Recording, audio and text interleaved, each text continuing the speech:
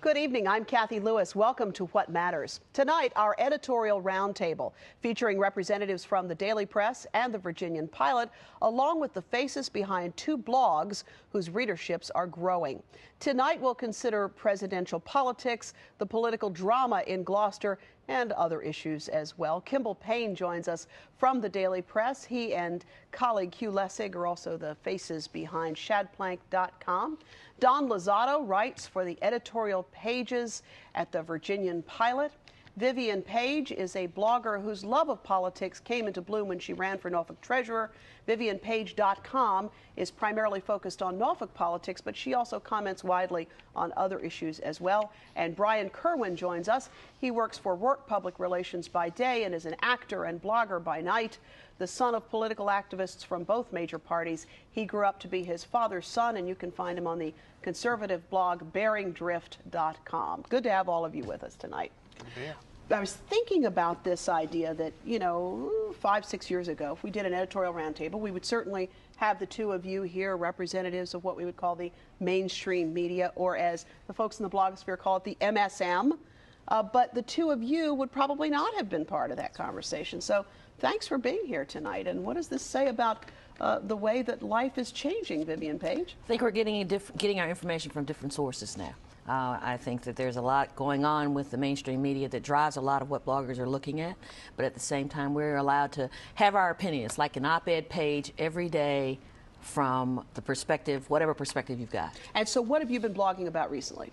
Well, I've been covering a lot of things, but primarily lately I've been looking a lot at what's going on at the Democratic and National Convention that's coming up. Since I'm going to be attending as a delegate, then I kind of been paying attention to that and who's going to be speaking and those kinds of things. And Brian Kerwin, you reminded me today that you got your start right here on a television broadcast with yours truly hosting back in the 1997, day. back when Jim Gilmore was a candidate. So so much changes. Sort of shocked by that when you reminded me of that. Wow. Of course, there's some people who would say that I was to blame for that too, right? You're going to get a lot of nasty emails. I doubt that. But tell us what you're blogging about at BearingDrift.com these days. Oh, Bearing Drift runs the gamut. My latest contributions have been about John Edwards' Two Americas, one for his wife, one for his girlfriend, and also the latest snub of Hillary Clinton by Barack Obama's choice of Mark Warner to have the keynote address on Tuesday night, which was supposed to be Hillary's night. I kind of opined on the blogs that maybe that set the stage for 2012 for a nice Mark Warner-Hillary Clinton battle. And the conversations right now are raging about drilling for oil and the presidential race. And let's talk about both those issues. Let's start with that presidential race. Virginia very much in play, as evidenced not only by the naming of former Governor Warner to be a keynoter at the convention, but also by the conversations about our Governor Kane and whether he might be on the ticket. It is heady stuff as we wait to watch to see if Michael Phelps will be swimming and getting all those medals at the Olympics. The presumed Democratic nominee, Barack Obama, is crisscrossing the nation. His wife, Michelle, stopping last week in Norfolk, speaking to a packed house at the Harrison Opera House. And whenever there is that short list of Democratic vice presidential candidates, you don't have to look too far down that list to see the name of Virginia Governor Tim Kaine. His media profile quite high right now after a recent appearance on Meet the Press. The governor says he isn't packing his bags yet, but sources close to him say he has provided the campaign with paperwork for the vetting process. If the person who's going to be president says, I want you to help, that's going to be hard for anybody to say no to. I don't spend a lot of time thinking about it because I still think it's not that likely. I endorsed Senator Obama in February of '07, and I didn't endorse him to get anything out of it, to get appointed or get anything, and I'm still expecting that, I'm going to be governor of Virginia through January 2010, and my best way to help him is just help him right here. Kimball Payne, let's talk about that issue of the prospect of a Kaine vice presidency. Did you have the sense that the naming of Governor Warner to do the keynote somehow dimmed that light? Some people have suggested that. Well, back-to-back Virginia governors at the Democratic National Convention is probably a long shot, but I mean, you got to look at it from the perspective of Obama and Kaine. Basically, the rumor mill is fantastic for both of them. It raises Kaine's national profile. It allows Barack to focus on Virginia. It gets Virginia talked about in the LA Times, talked about in the Chicago Tribune. It's mutually beneficial. So letting that rumor mill go I mean, why would you stop it? We're going to write about it. The Pilot's going to write about it. The Post is going to write about it. Let's keep talking about Barack in Virginia. It's just going to help his odds in November. So quite frankly, I mean, I don't really see Kaine doing it. I mean, but what do I know? Yeah. But when you look at it, it just helps both of their sides. But Don Lozado, no question about it. The state is in play. We've been here before. I mean, we tend to forget that we are always in play, or we've been in play the last couple of elections. We've had, we have a new Democratic senator. We've had 2 straight Democratic governors. Virginia's been in play, and we're in play again. The problem is that we've also been quickly out of the running a couple times, too. So it's very early. I think Obama opened his, 33rd state office. Those offices can close just as quickly. I mean, Virginia is changing. It is shifting, as everyone loves to say, from red to blue. But I don't know whether the shift is anywhere near complete or can be counted on come November. Well, there is actually another Virginian on a vice presidential short list. This on John McCain's various short lists. U.S. Representative Eric Cantor, he is the chief deputy whip of the House, and his 7th district cuts diagonally across the Commonwealth from Culpeper and Orange County through parts of Richmond all the way to Tappahannock. There's a new poll this week from 2 Washington, D.C. television stations that finds that the race itself is too close to call in the Commonwealth. It was a poll of something like 655 likely voters, and John McCain would get about 48% of the vote in that scenario. Barack Obama 47, but then of course you have that margin of error, which makes the race a bit of a toss-up, a margin of error of something on the order of 4%. Virginia has 13 electoral votes at stake, and voters haven't given them to a Democrat since LBJ in 1964. So lots of Virginians on the scene here. And I'm wondering, as you think about the numbers of offices that Barack Obama has opened in the state, and as Don rightly points out, you can close them pretty quickly as well. What is your side making of the polling data around this and this whole too close to call business? Quite honestly, if we were Obama, we'd be worried that it's so close.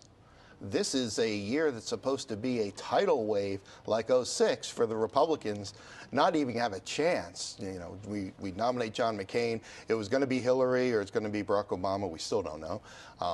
Likely to be Barack Obama.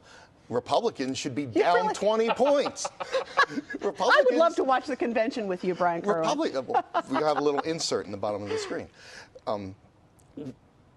I can't believe we're like within a point of each other. This is fantastic news. If you went back 2 years, I mean, Republican, Democrat, doesn't matter. 2-term presidents aren't usually followed by a president of their own party. The country usually flips. The fact that it's this close, this late, Republicans are elated. How do you spin it, Miss Vivian? Well, I don't get into the spin part, but the truth is that I'm in the harsh realities, and harsh reality says Virginia is going to be competitive. I don't know. All I have to go on is past history as well. I don't know that Virginia can make the leap.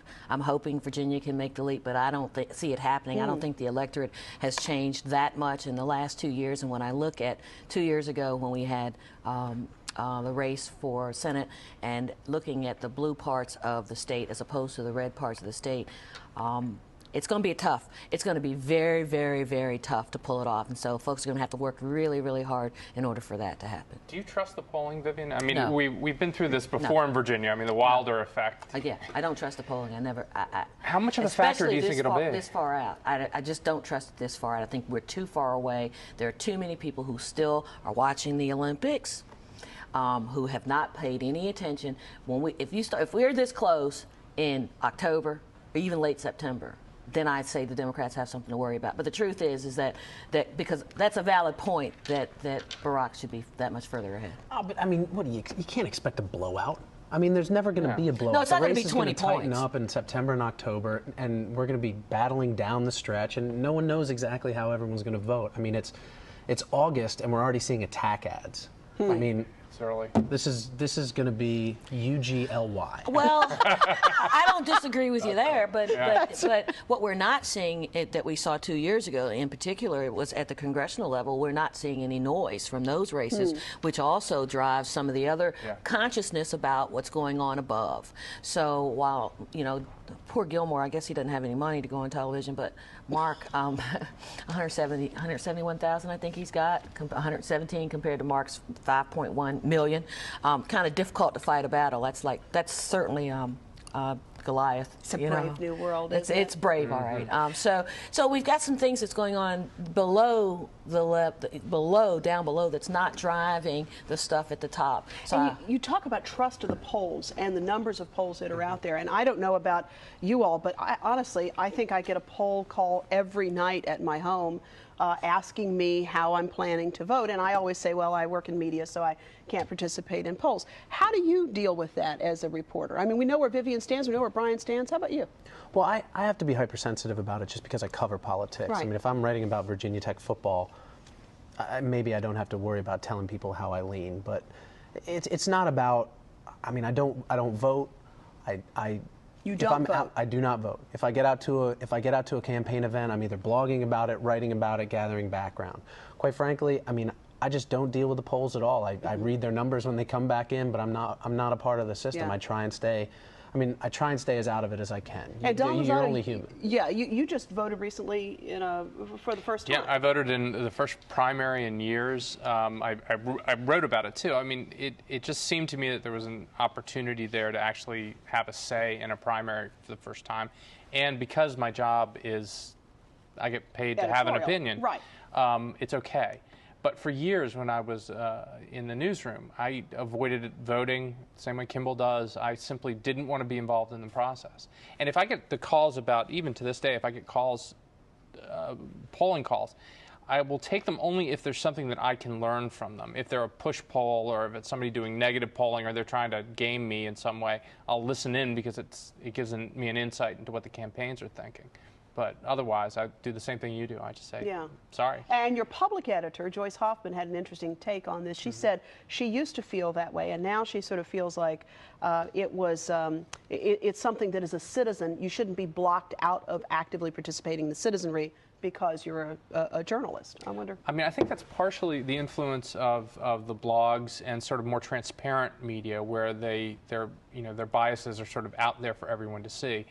You know, the older media like mine, I mean, we have a layered process where we try to scrub the bias out of everything that we do, or as much as we can, except on my pages. And so it's bringing, I mean, I think there's a different standard building. I'm not sure where it's going to go, and I'm not sure how far it's going to go. It is clearly changing, though. It is. Yeah. It is. And expectations of the media is changing. Sort of what media will be, where it'll come from. This is also sort of an old-fashioned move, because newspapers used to be boldly partisan right on their front page. Well, I don't see it being that recent a phenomenon. I see the blogs are just an online version of what talk radio was, news talk. We got your news and your commentary and your analysis, or news or Fox or CNN or MSNBC. There's advocacy blending with news, and I've made the comment several times. The only people I've met who think that the traditional news media is unbiased are people who write for them. That most people who read know that there's a slant. Even if there's not slant in the copy, there's a slant in what gets page 1, what gets page 2, or what doesn't get written at all. What questions, you ask a candidate 10 questions, you print 2 of them. There's going to be a bias, and I'm not sure any layer of process in a daily newspaper can scrub all that out. But the assumption is that the bias is political, and I've worked in the media for a long time at various levels. The bias is not political. The bias is for conflict, maybe. There's a bias for a variety of things, but it's not Democrat, Republican in any place I've ever been. And while the newsroom has a bias for conflict, editorial writers will write, boy, politics is so negative today. I wonder why. Well, it's because their newsroom has a bias for conflict. But people get tripped up over bias because I can write a brief that's 2 paragraphs, and I'll get some psychopath on the phone who tells me that I am. Not that we don't love and cherish every one of our readers, Kimball. Wasn't an editor. Let me just say. I'm just saying, like you get blowback. Sure. I mean, I will write the most benign story about a food bank, and it's like, you communist. Where did that come from? And you know where it comes from? It does come from people looking at, in my opinion, looking at the op-ed pages and applying that to the newsroom. Yeah. And that's the reason, that's part of the reason why I think that having the newsroom tell people where they're coming from, to start with, makes it easier for the reader, because the readers are already applying the op-ed page standard to the news that is being reported. And you blogged about this, saying you would rather just know. Yeah, just tell me. Where just you're tell coming me, from right because you know, it's funny. I said something about Carrie this morning on my blog, and somebody immediately jumps on, and I said, you know, Carrie Daughtry, she gets a lot of columnist from the Pilot. The columnist from the Pilot, who's going to be going to the national convention, and I said, you know, she gets a lot of blowback.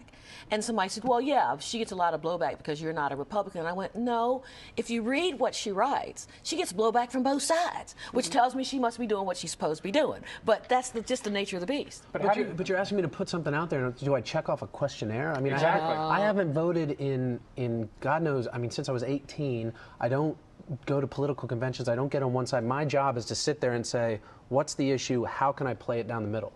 And so, I mean, how do I say, well, I'm this, I'm this, I'm that? You can't say that, Kimball, because the system has indoctrinated you. But how do I describe my? I'm dead serious. I'm dead serious. Because no human. How old are you? 30 what? 29. Okay, 29. No human being spends 11 years of their lives that is an active citizen in our society without making a choice to remove themselves from the political process. You made a choice to remove yourself, and that's why you don't know how to check the box, because I don't know that you even know what you believe, because it's been scrubbed so much from you. They waterboarded it out of me. I believe it. But it's complicated. I mean, I would have no idea how to describe my politics in like something less than 1,000 inches of nuance and, you know, backtracking on one hand and on the other hand. But I mean, you know, I have different opinions on different subjects. But so do we. I mean, as much as Brian and I may get on each other's nerves, earlier this year we were on the same side working on the issue of payday lending. Because fundamentally, there are things that don't fall, there are issues that never fall left or right. When you're choosing about how to describe yourself, that often is a tortured existence, trying to figure out exactly where you line up. And so it's more of a, I have 5 things over here and I have 4 things over here kind of thing. Mm-hmm. Right. I mean, it really is that way. So how in the world do you describe that to a reader? Over Is that time. a tagline on every column? No, it's an overtime thing. It's just like the blog. It's over time. I mean, I get challenged regularly saying, "Oh, you're too libertarian. You can't be a Democrat." And I'm going, "No." Well, it's a binary system, though. I had a lovely email conversation with one of my readers the other day, and there was a line in one of her letters. I don't think she intended it quite this way, but it said, "I can't agree with you because you're liberal." And I just, you know, and she's conservative, and she described herself as conservative. And I'm just thinking, that's a binary system that just doesn't apply to my world. Liberal, conservative, just on that, you know, that's stark. But I don't think it applies to us either. I think that you're saying there are nuances. I'm saying that there's always nuances, but I think that that what op-ed does is pushes people further to the edges. And there's none of conversation in the middle. Well, there's one thing that might help this discussion. Vivian doesn't go every day to say, I am a Democrat. And I don't go out of my way to say, I am a Republican. But what we do and what we write is, we write what we hear, we write what we read, and then we say, oh, that's bull. Or we say, that makes a lot of sense. We comment on the news as we write about it, and people will pull from that where we're coming from, because we're telling people, okay, I'm writing about abortion, or I'm writing about payday lending, or I'm writing about taxes. And we'll comment on them. People will discern if we're liberal or conservative by the opinions we have about what we write. Right. But how does that apply to somebody like Kimball, who doesn't have opinions in his copy? Well, we could publish the questions and answers that you have when you interview somebody specifically, instead of just... You mean the whole transcript? The whole transcript. I'm already putting my readers to sleep. But what is not, I'm going to tell you something. There is a case underway in Gloucester, as you all know, that is not putting anybody to sleep. It is high political drama in Gloucester these days, which is a normally very quiet community on the peninsula. 4 of the 7 supervisors, the sheriff and a developer, all stand indicted, accused of meeting at the home of one of the supervisors to come up with a plan to fire the county attorney and the county administrator, an action the grand jury said was an unlawful transaction of public business. The indictment also cites 2 supervisors for allegedly pressuring the planning department director to favor a developer who'd been supportive of them. Supervisors Altimus and Ressler insist that they will fight the charges. I continue to fight these allegations, and it's apparent that they're false, and we'll go through the legal process. The Commonwealth's attorney stood there today and said this is all political. And now there is a growing citizens movement in Gloucester working on a petition to recall the indicted supervisors. Patricia Cowan's heading up that effort. They've done something wrong, and we're going to make sure that everyone in this county knows that, and we're going to do what we can to remove them from office. This is a story that's gotten play in both the papers, even though it is a peninsula community. High political drama, Kimball. Well, I mean, I got to give all the credit to Matt Sabo, our He's done reporter an up there. amazing job of covering this. Yeah, he's done. I mean, he's just been at their heels the entire time, following everything, putting paperwork out there, and just sort of letting the chips fall. And it's really energized. I mean, you see these rallies where people are coming out to sign the recall petitions. I mean, it's a very strange situation, and I feel like they sort of got into a bind. And I was describing it earlier to you. I mean, I feel like they walked into a minefield and called in the artillery. I mean, they're just sort of in a very tight spot, and I mean, it's all going to come out in court. So it's going to be a fascinating thing. How did the pilot decide to? Because I know the pilot has covered this as well. We have Aaron Applegate, the same thing. I mean, this is an incredibly complicated It story. Is. It's really hard to follow. I had my work to do to get it in just that little bit. I mean, it's hard to follow. Yeah. There's a lot of moving parts. There's a lot of players, and there's a lot of politics, and it's fascinating to watch. And I have no idea. I mean, I'm reading the Daily Press as much as anybody to follow the story. It's a terrific story. But what and I have to wonder whether this new age in which we're living, in which the blogosphere has given citizens the concept that they really can be involved in this. I wonder about that. The funny thing is, if you've been following the story from before the indictments, the way Matt really stirred it up. I mean, he stirred it up in the newsprint, but he also stirred it up on his blog, right. Where he was allowed, like everyone else does, allowed to be he had a little bit more leeway. He was allowed to be snarky. He was allowed to be, sort of say something very sarcastic in a way that I'm never going to get into the print paper. And I think that drove a lot of this. And you had readership on his blog that was, it was killing every blog that we have at the Daily Press, even our sports blogs that are crushing it because everyone loves their high school sports team. I mean, he was beating everybody, and it was funny. I was up at the General Assembly, and it was all the rage. They were like, "Did you hear what happened in Gloucester? Ultimus went down." I mean, everyone was chatting about it. They're up there trying to debate Kane's transportation plan. They're talking about what's happening in Gloucester. Yeah. But don't you think that has to be a bit of the influence of that of the blogosphere? Absolutely. Yeah. If we weren't there doing that same kind of thing, it would have. I don't know that it would have dawned on them to do that or to give him that kind of license. It's been a heck of a story. I mean, yes, it has been a wonderful story for those of us who have kind of, there's a lot of that stuff that probably goes on that never makes it to the newspaper because of, the decisions on bias to not include them. Or the hard decisions that have to get made. Oh, on a day-to-day absolutely. basis. That's the time to toot the horn of the mainstream media. Who's going to be blogging in Gloucester but the Daily Press? There you go. Well, I'm not in Gloucester, so exactly. That's what I'm saying. You can't be everywhere. What for geography, Vivian? That's exactly right. That's right. Well, thanks to all of you for being with us tonight. This was a fun group to get together. I think we're going to have to reconvene the panel, as they say, because it could have gone on for a couple hours here. So thanks so much for being with us. And we'll be back in just a moment. First, though, we'll remind you that we will be posting the websites of our guests at our website at What Matters TV. I'll be back with a final thought in just a moment.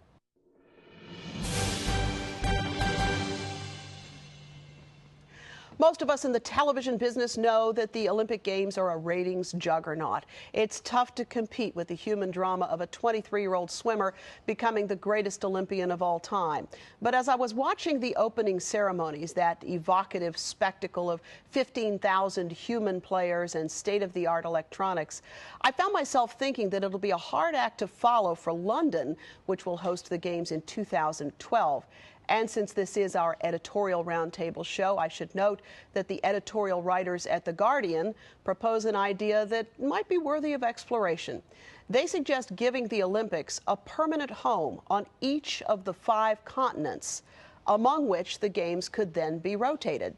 That, they say, would keep countries from having to erect buildings that they will never use in the same way again, with money that could probably be more helpful to their own people. The logistics would undoubtedly be daunting. The politics would be protracted, so I would not suggest holding your breath. But in a world that is becoming more conscious about its resources, it is an idea that at least merits a review right after they extinguish the flame. Well, we'd love for you to write to us. We have lots of ways to be in touch, and we're always so grateful for your participation in the conversation. You can go to our website, whatmatters.tv. Give us a call at 889-9437.